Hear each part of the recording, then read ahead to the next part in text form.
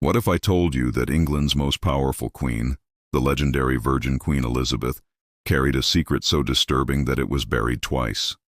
Once with her body in Westminster Abbey, and once in silence by the state that depended on her image. Imagine the shock of her servants when, as they prepared her corpse in 1603, they uncovered a sight so horrifying that no official chronicle dared to record it.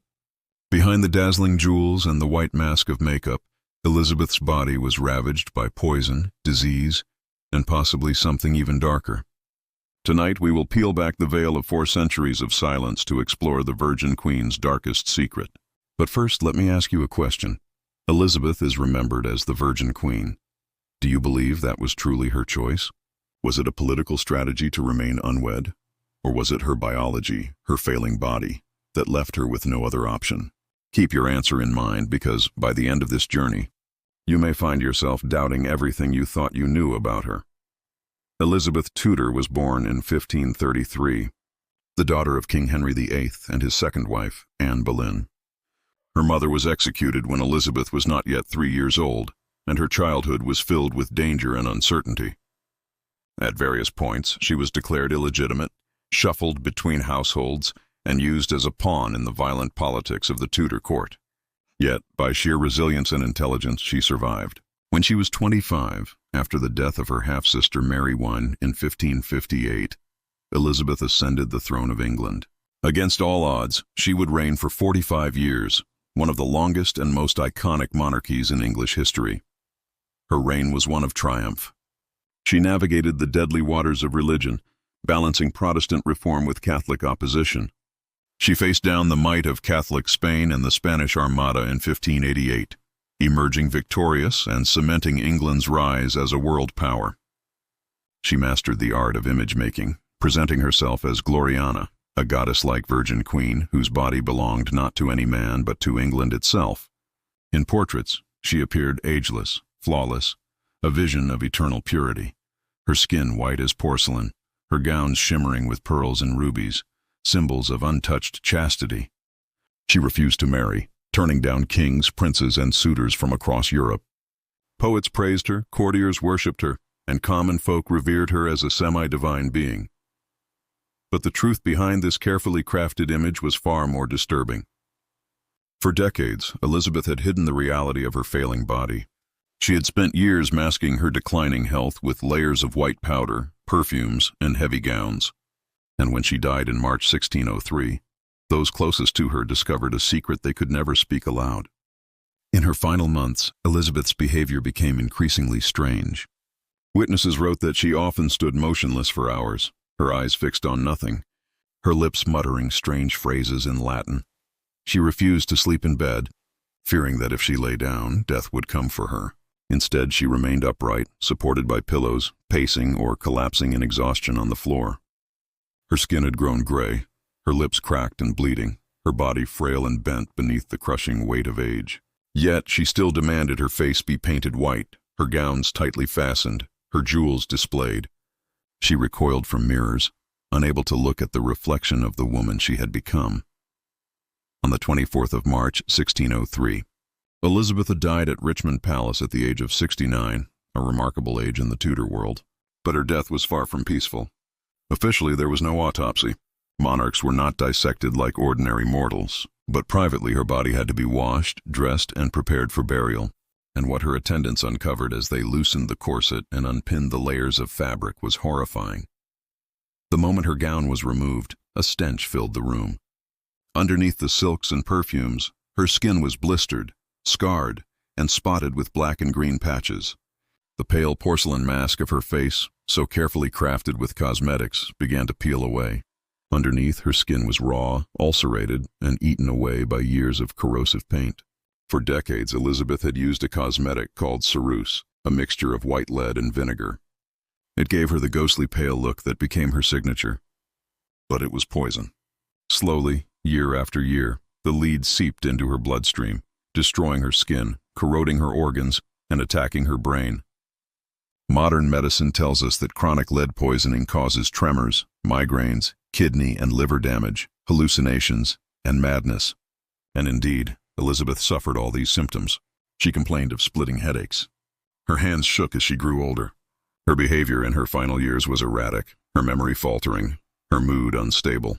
The very makeup that preserved her image as eternal youth was killing her.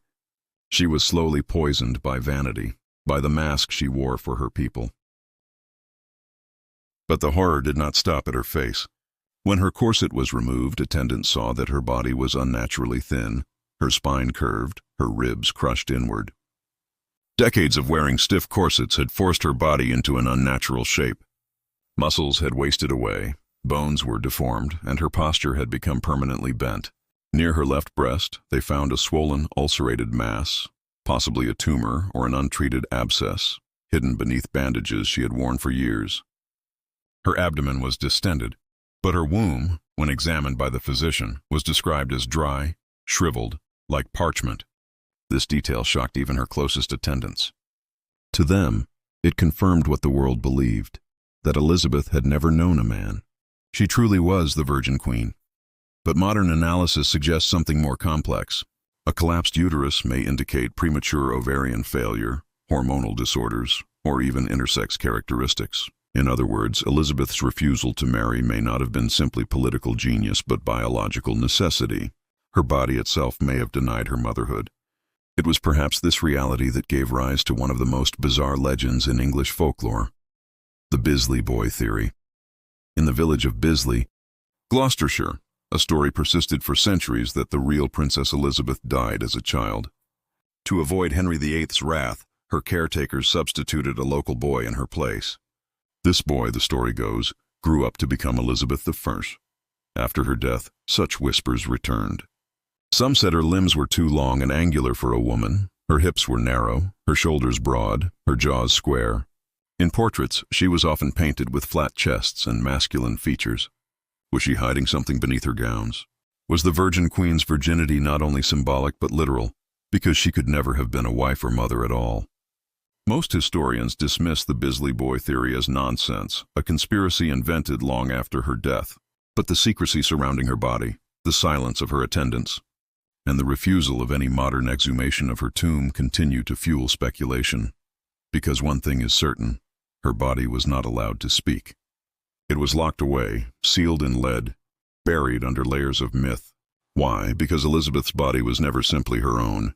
It was the body of the state, of the Church of England itself. She was the Protestant savior, the embodiment of divine favor, the Virgin Queen chosen by God to defend her people against Catholic enemies. Her virginity was not just a personal choice. It was theology. If her body had been revealed as poisoned, deformed, barren, or ambiguous, enemies could claim it was God's punishment, that England had been ruled by a fraud. The stability of the kingdom depended on silence. And so silence was enforced. There was no autopsy. Attendants were sworn to secrecy. Her coffin was sealed. Her funeral focused not on decay, but on triumph. Her effigy paraded in splendor through London. The myth survived. The woman disappeared, yet fragments of the truth remain. The effigy made for her funeral, based on a death mask, shows asymmetries in her jaw and spine. CT scans of this effigy revealed deformities consistent with illness and long-term corseting. Her surviving gowns, with impossibly narrow bodices, testify to the brutal shaping of her body. And chemical analysis of Tudor cosmetics confirms the lethal presence of white lead. Modern medical historians conclude that Elizabeth endured decades of chronic pain, organ failure, and neurological damage. And yet, despite all this, she ruled with commanding presence, fiery speeches, and iron will. For over 4 centuries, whispers continue. Was she slowly killed by her vanity? Did she suffer from cancer, infertility, or hidden illness? Was she intersex or even a man in disguise? We may never know. Westminster Abbey refuses to allow her coffin to be opened. Petitions from scientists and historians to study her remains have been rejected. Officially, the tomb of ElizabethI remains sealed, untouchable. Unofficially, it remains sealed because her myth is more important than her body. And that brings us back to the secret buried with her. ElizabethI died not simply as a queen, but as a paradox. She was the eternal virgin, yet perhaps biologically incapable of being anything else. She was the glorious Gloriana, yet beneath the makeup, her skin was rotting. She was the powerful monarch who held a nation together, even as her own body fell apart. Her darkest secret was not only the decay beneath her gowns, but the realization that even the greatest queen in English history was at the mercy of her flesh. So, let me return to the question I asked you at the beginning. Was Elizabeth's virginity truly her choice, a matter of brilliant political strategy? Or was it written in her biology, in a womb that could never bear children, in a body poisoned and deformed by the very image she projected? Perhaps the answer is both. Perhaps ElizabethI became the Virgin Queen not simply by will, but by necessity. But one thing is certain. Her secret remains sealed beneath the stones of Westminster Abbey, locked away for eternity. And that silence, that unanswered mystery, may be the most powerful legacy of all.